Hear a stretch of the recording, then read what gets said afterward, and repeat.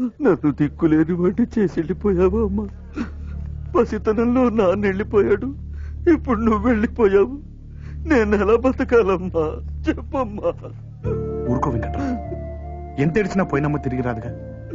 మహా ఇల్లాలు నీకే కాదు, నాకు అమ్మలాంటిది, ఈ ఊరందరికీ అమ్మలాంటిది. అదే ఎంత ఛాన్స్ కొట్టేశాడు రా.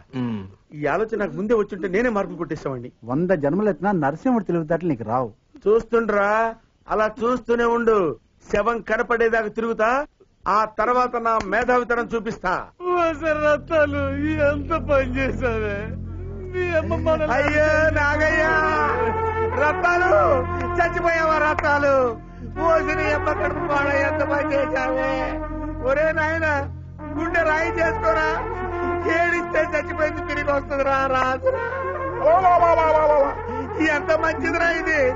ఒరే నాగయ్య, ఇది చచ్చిపోయినందుకు నువ్వేంట్రా ఊరంతా ఏడుస్తున్నారయ్యా? ఊరుకోరా, ఒప్పలేగా. నువ్వు బాధపడితే నేను తట్టుకోలేనురా. ఇది నీకే కాదురా పెళ్ళం, నాకు పెళ్ళమేరా. ఏంట్రా అట్టా చూస్తావు? ఈ రత్నాలు మనకే కాదురా, ఊరందరికీ పెళ్ళమేరా. ఇగో నేను చెప్పేది